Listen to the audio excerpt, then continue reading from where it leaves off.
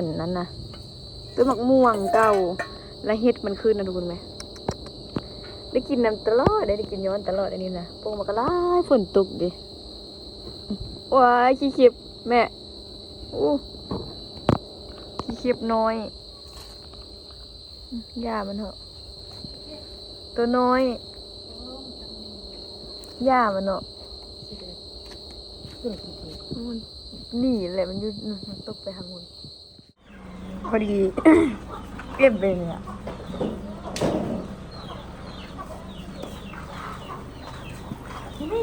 พอดีเลิกเรียนมาอะไรอีเมหาก็มานะอันเอาไม่เท่าไปห้องหมอเวียงอะนะไปเบิดพอดีอยากกับพ่อเมื่อกี้นี่แม่ก็มาเลยไปเบิดอยู่เอ็มกันอ่ะเอ็มไปอันเดิมแม่ดีละเมื่อแล้วอ่ะยูประคอ่ะเอ็มยังอยู่เวียงำยูประคำจะเดือนเลยจะมาดีละเอาแฟนมา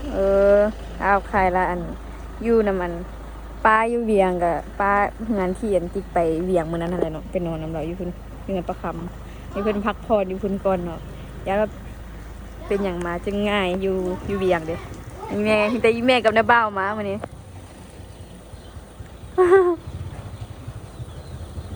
ไปเวียงจักมือสิ5 มือไปเตอ6 มือหาก็ได้มา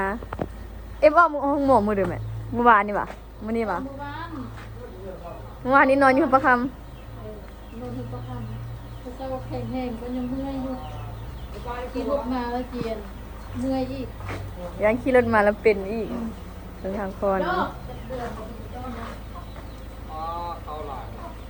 เกลือมาไก่ก็มาเรายังกลุ่มอยู่ฝนตกเปื้อนอยู่ยังอันนั้นอยู่เป็นปอมๆอยู่ยังตื่นแม่มันคือว่าซ้ำอยู่นี่นะไม่เนาะนี่นะเด้ซ้ำอยู่นิ้วนี่นะเด้เขียวเวิร์ดเลยนี่นะเลยเป็นน้ำย่างหลายเด้อดีกว่ามีกะฝนตกเอาแท้เอาว่านี่อันนี้อันเสาเนี่ยเราได้นี่นะอันนี้ค่อยละเมื่อกี้นี่แห้งได้แห้งว่าฝนแต่สวยพุ่นมาตันปินท้ายเฮือนเกล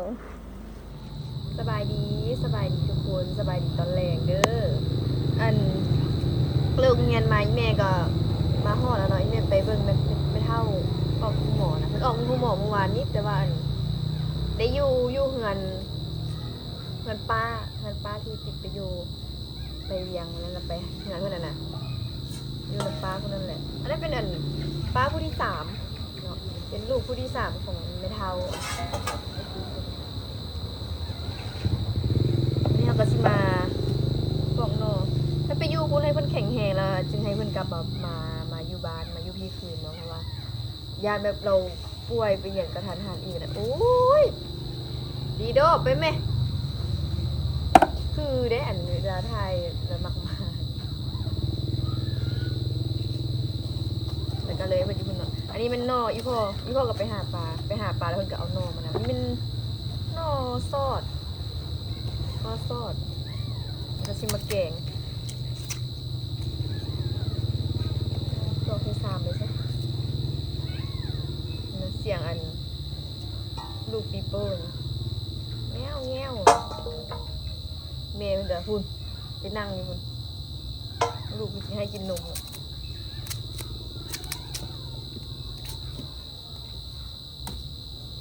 ไม่ได้เอายาเท่านั้น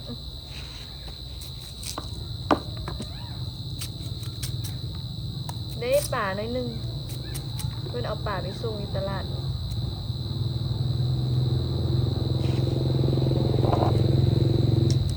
สิมาปอกนอข้างหม้อไปละข้างหม้อต้มน้ำเหมือนต้มนอ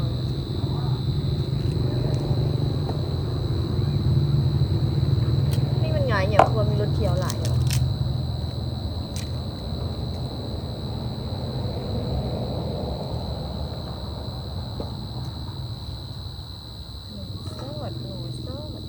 ไปหาอยู่น้ำลึกกูได้ไงเพราะว่าอยู่แถวบ้านบุมีแล้วนะมันยาวหมดละอยู่น้ำลึกยังมีนอนซานอยู่ดอกตอนมื้อนั้นเนี่ยติดกับแม่ไปหาเนี่ยยังบุมีนอนซานยังจะนอนอยากไปอีกอยู่แต่ว่ายังปวดเท้าอยู่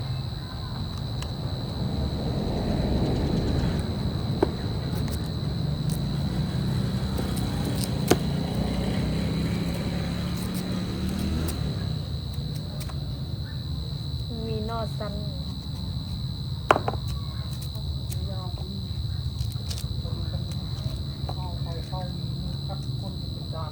มืดเลยอยู่ดีคือว่ามืดไว้เนี่ย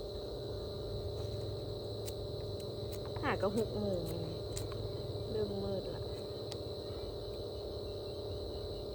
บ่เริ่มแล้วนะมืดลุ่มไว้หมดคือแป๊บเดียวมันมืดละ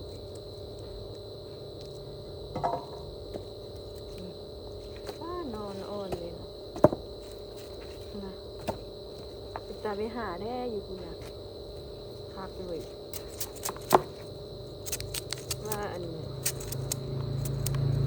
อยากไปนานบนนี้พ่อหาปลาอยู่หาเวลาหาโอกาสไปอยู่เด้เพราะว่า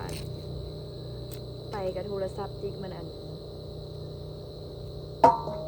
บ่ดีอะนะไปกับแบตดับเพราะว่าแบตมันลงไว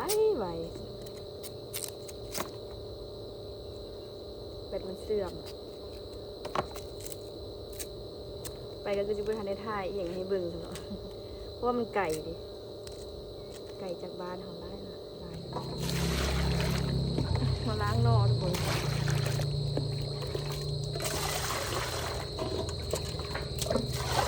ล้างกับซีโซ่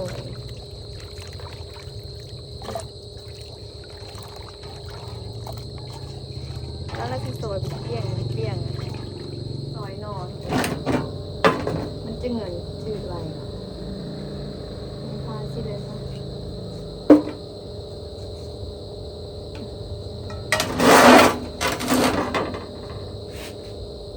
เพราะว่าสินอนไล่เนาะเพราะว่าต้มเป็นดวงคือมันนานจืดเล่นค่ะ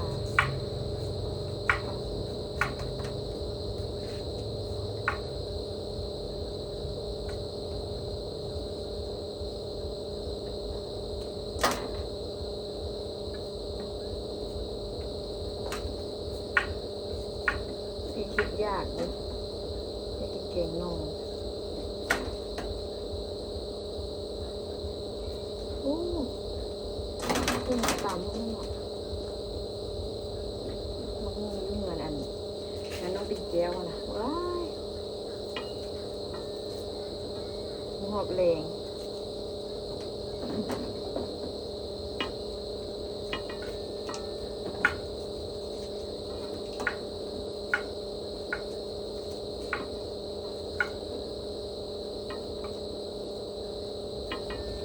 ป่าที่โทรไปหามาเป็นไง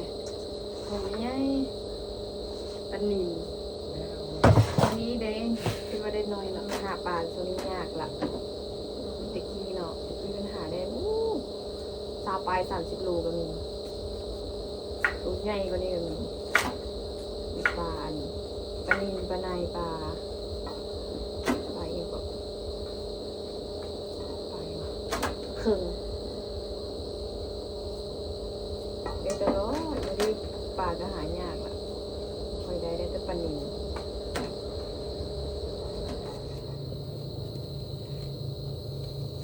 มีน้ำฝุดแล้วทุกคน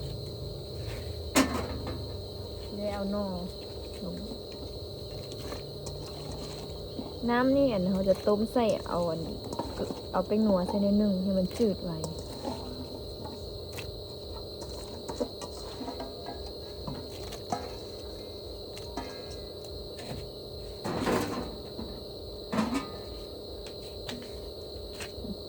ต้มนอให้มันจืดไว้ก่อนแล้วเขาจึงชิมาเก่งที่พาทุกคนมาปิดเอาเห็ดเนาะเพราะอยู่อันนี้เป็นต้นอันนั้นนะ ต้นมะม่วงเก่าและเฮ็ดมันขึ้นนะทุกคนไหมได้กินน้ำตลอดได้กินย้อนตลอดอันนี้นะพวกมันก็ไล่ฝนตกดิว้ายขี้เข็บแม่อู้ขี้เข็บน้อยย่ามันเหรอะตัวน้อยย่ามันเหรอะ เกิดจริง มันหนีแหละมันอยืดมันตกไปทางบน ๆมันอยู่น้ำเฮ็ดวะ มันอยืดน้ำไม้เนี่ยเอาไม้นี่ออกอะไร โอ้ เงี้ยรอดใจเลยสิมาปิดเอาเห็ดว่า มืดระยานนะโอ้สะอ่อนเนาะอุทาปลูกเลยอ่อนๆเลยนี่ เฮ็ดเต็มเลยครับ ตะกี้ยังล้นเต็มมาถึงเห็นต้นมะม่วงเก่านี่นะพอดีเลยเป็นใส่แกงเห็ดบ่แม่น ใส่แกงนอใส่แกงเห็ดไว้สักอันนี้ให้มันขึ้นอีกสักเถอะปานปลูกเอา ขึ้นธรรมชาติเลยนะเนี่ยนะโอ้ยยันเห็นขี้เขียบเอียนโอ้ยมุ่นหมดแล้วแม่ กำลังปรุง อ่อนๆซะมุ่นหมดแล้วไอ้แม่ ยันขี้เขียบน้อยเมื่อกี้ตัวน้อยสิเนาะเอาเป็นอย่างโอ้ได้พอใส่ไอ้เก่งโน่ตำวาดไอ้นี่หลายเติบ อันนี้มันให้มันใหญ่กันซะ2-3ตัวเนาะนี่ข้าวเบื่อตำมังเพชรข้าวเบื่อใส่หลังจากที่เขาต้มโน่สุกละต้มโน่จืดละทายน้ำละเอาดูกหมูใส่แมวดูกหมูใส่ละ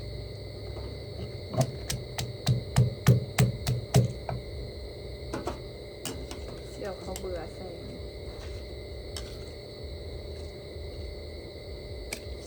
เส้นลายกับจะคุ้นหมด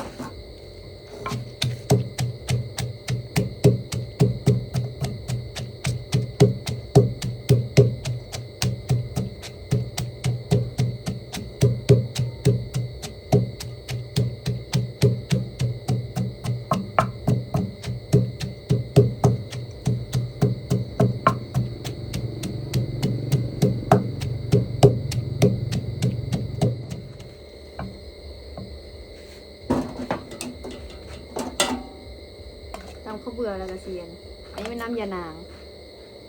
งคั้นไว้แล้วชีมาตองเอาใบมันอุ๊ยตองเพราะเงินมันยังมีเศษมีใบอะไร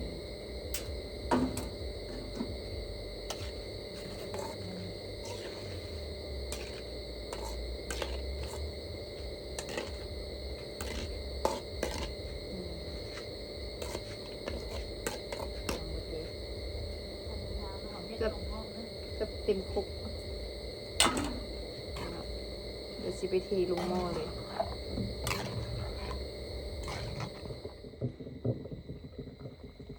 ฟดแล้วทุกคน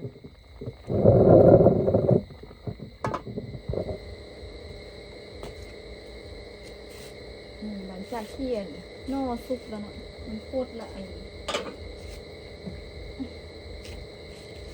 แม่เอาอันนั้นลงก่อนละเอาชิ้นหมูนะกระดูกหมูนี่ลงไปเลย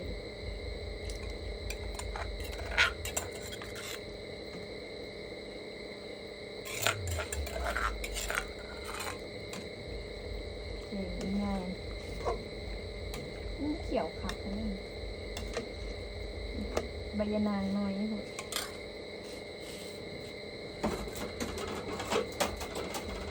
อันนี้ก็เป็นเห็ดเนาะเห็ดที่เราไปเก็บมาเมื่อกี้นะเห็ดกระด้างล้างทำความสะอาดละยางเห็ดลงไปเลยเ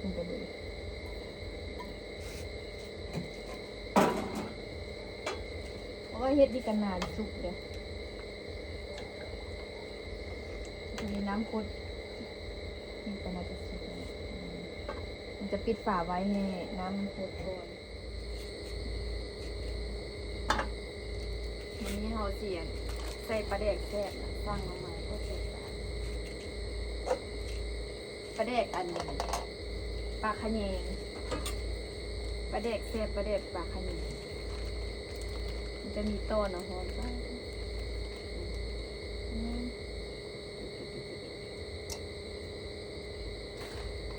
หอมเลยเนาะอู้ต่ำมันถึงแซ่บเลยสั่งพริกสั่งส่งเทื่อละบ่ได้นี่แล้วมันเขียนมาเนาะ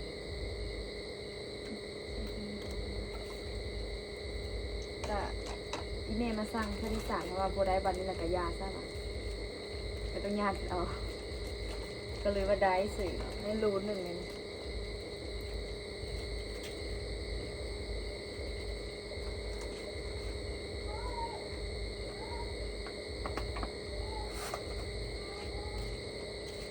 ปลาเด็กปลาขะแยงกินมันห้อง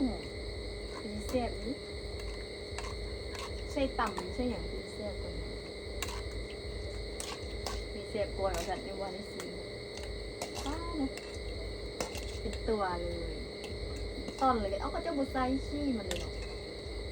ก็จะบุไซขี้เลยแล้วจะเป็นเป็นต้นปลาเด็กเลยต้นปลา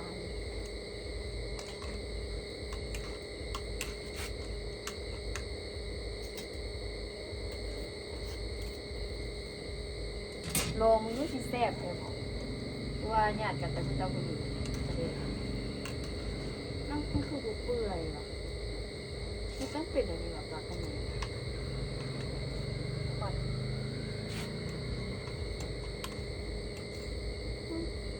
คือเปื่อยคุณปลาขมิ้นธรรมดาเราลงน้ำร้อนอย่างที่มันเปื่อยเนาะประเด็นอันนี้เราว่าบุกเปื่อยต้องดึงดู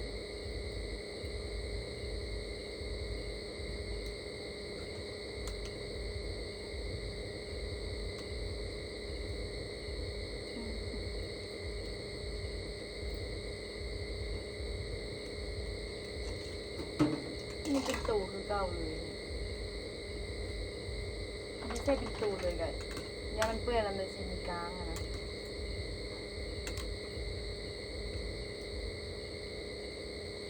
ใส่แต่น้ำใส่น้ำยองน้ำไม่ใส่ใส่แต่น้ำไม่ใส่ต้นคือว่า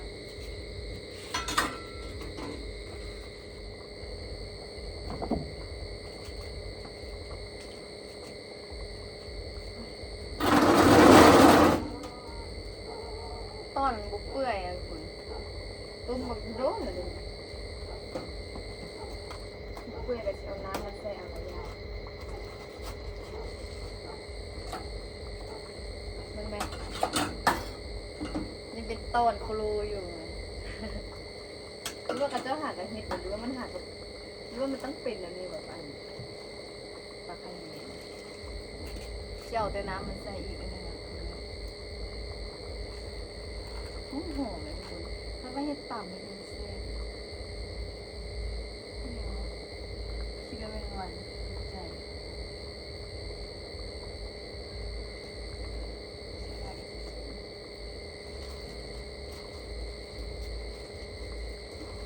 ได้หา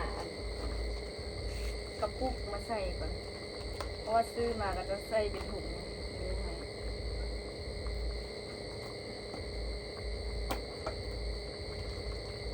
หาก็สั่งมา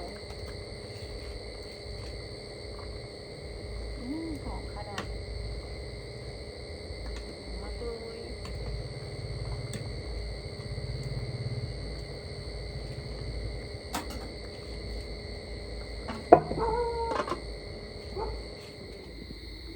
คุณยูมันเนี่ย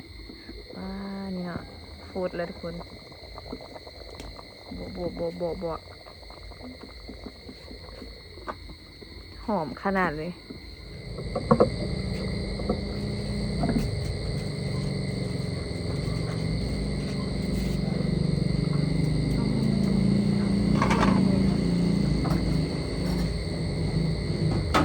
ไปเชียวผักเน่า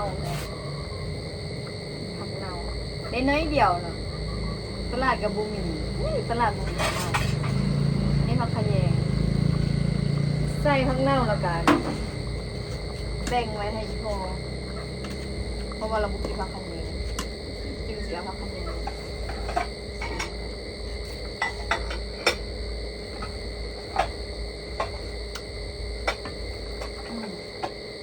แซ่บ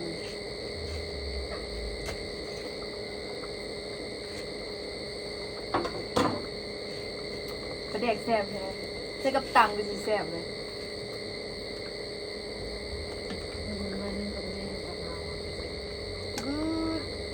ตรงเขาตักให้ชอบมา ใส่เหมือนกันนั่นตักไปเลยดิไม่ใส่อ่ะออกมา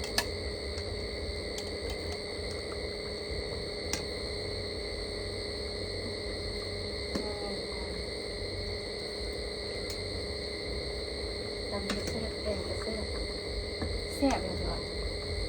ตำเลยแซ่บว่าหอมหอมจีกตอนมัน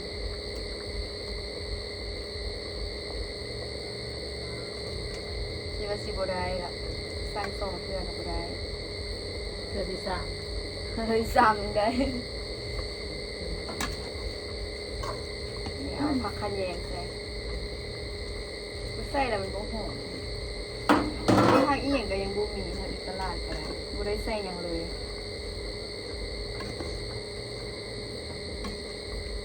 แมวก็ไปขอนำอันเจ้าอยู่ข้างเหือนตลาดก็ไม่มีผักกับบ่มีอีหยังมีแต่อันอีหยังก็เหนี่ยวบวบบ่เป็นยอดมันน่ะดอกมันจะดอกมันแล้วก็ยาซะไม่กินยอดมันแต่ว่าเขาใส่อันเขาใส่ผักขะแยงใส่ผักอันนี้ลงไปแล้วคือว่าฝาดเปลี่ยนเลยลองสีใหม่ก่อนเด็กมันบอกรสชาติเปลี่ยนตัวอยากจางนิดนึงแต่ว่ายาแหละเพราะว่ามันอันนั้นระยะมันเค็มมันเย็นระยะมันเค็มได้แล้วกันปรุงเลยพร้อมรับประทาน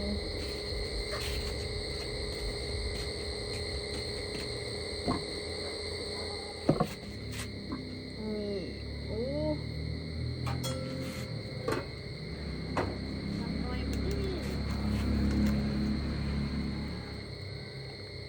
ตักหอมคันมีผักอันหลายอันใส่แซ่บ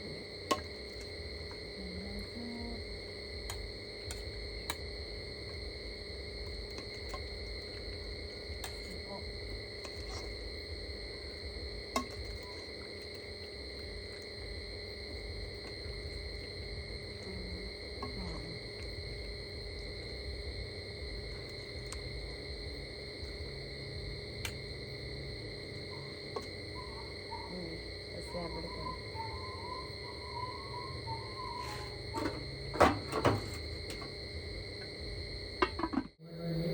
ยังไม่มีแกงนอแล้วก็อหย่างก็ปิ้งซีนหมูซีนหลอดนี่ไม่ข้าวเจ้าแม่ข้าวเจ้าข้าวกำเจ้าข้าวเหนียวเจ้าข้าวเหนียวแล้วก็เจ้าข้าวกำกินข้าวแรงเด้อทุกคนกินข้าวกันเด้อ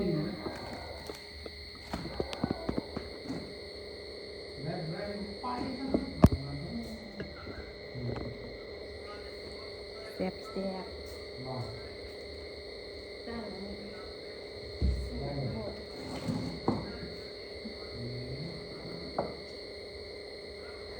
นี่ข้าวเหนียวแหละ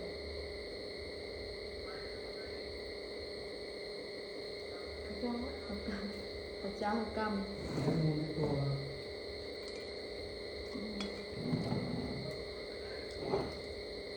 น้ำตาลตรงสุดท้ายข้าวเจียวปะคะ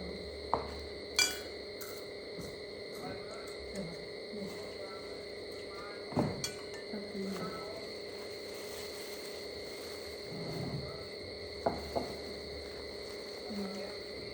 คือมีโบ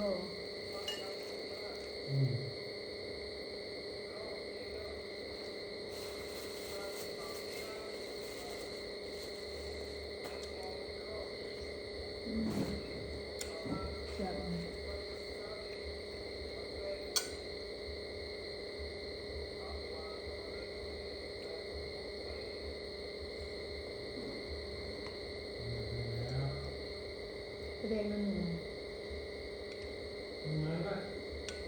เข้าก่อน สุ่มเขาง่ายเลยนะประเด็นแล้วเรื่อง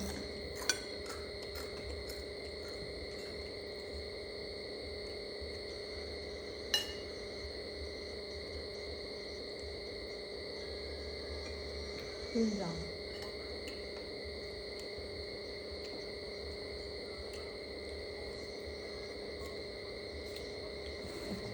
จางมันจะกินจางจางวันนี้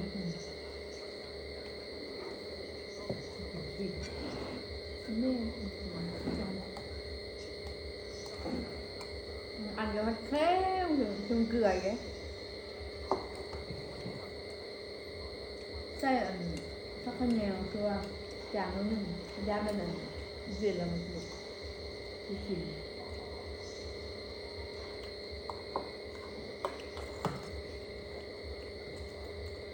อย่างที่ร้านเนี่ย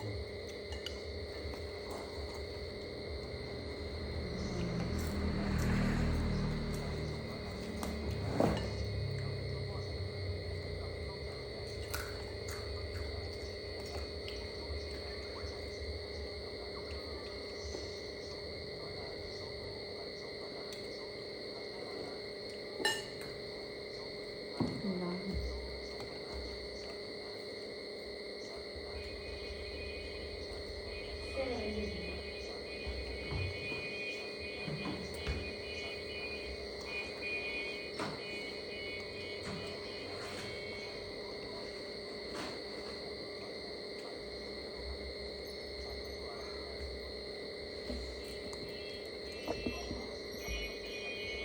มันเห็น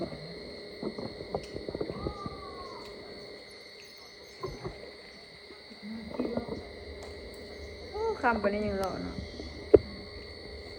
มาหาจุกกับเศร้ายัง ท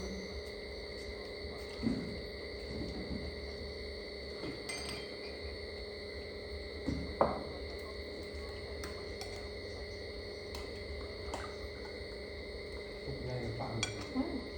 ลุ้ม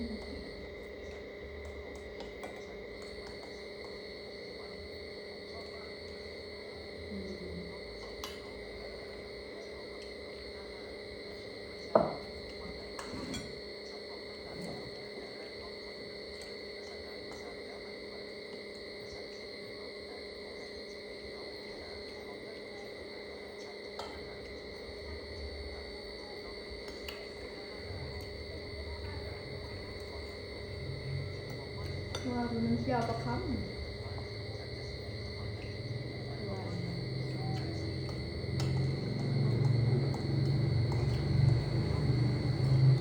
มันจะประมาณไม่เนาะจะประมาณจำมากจะประมาณสนุก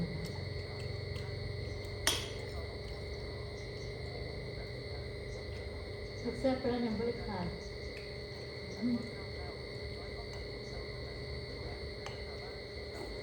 มันเฮ็ดเต้นทุกนี้เลยมันไปฝากมันยืมเขามาคอเฮ้อบึ้งนึงมากข้างล่างมันแห้งจำกะทินอนห่าง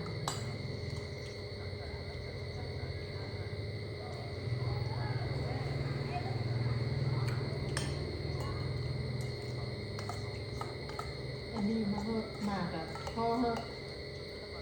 ไอเพลงมากอะพ่อมันก็คือก้อนเดี๋ยวเสร็จบ้านมันจะเกิดน้ำสิมันจะเสียโอ้สดเอเซ่โอ้โดน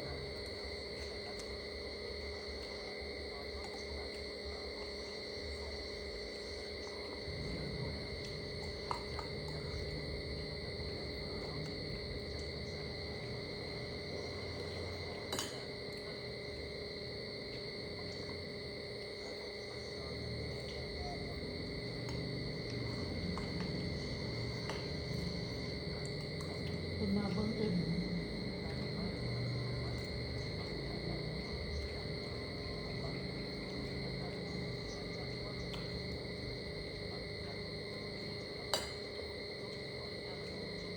ผมก็ยังมาผมก็ยังมามันทำดีนะ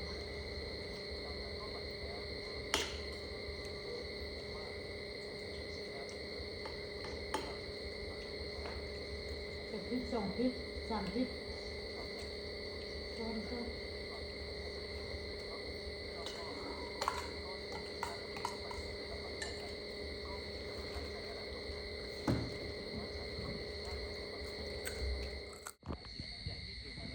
กินข้าวอิ่มแล้วทุกคน ตอนเจ้านายตัว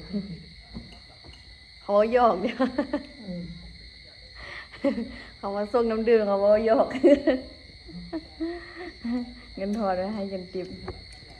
เอาล่ะทุกคนไปก่อนเด้อฝากทุกคนกดติดตามกดไลค์กดแชร์ช่องติ๊กสาวลาวลำตาลเนี่ยเด้อทุกคนบ๊ายบาย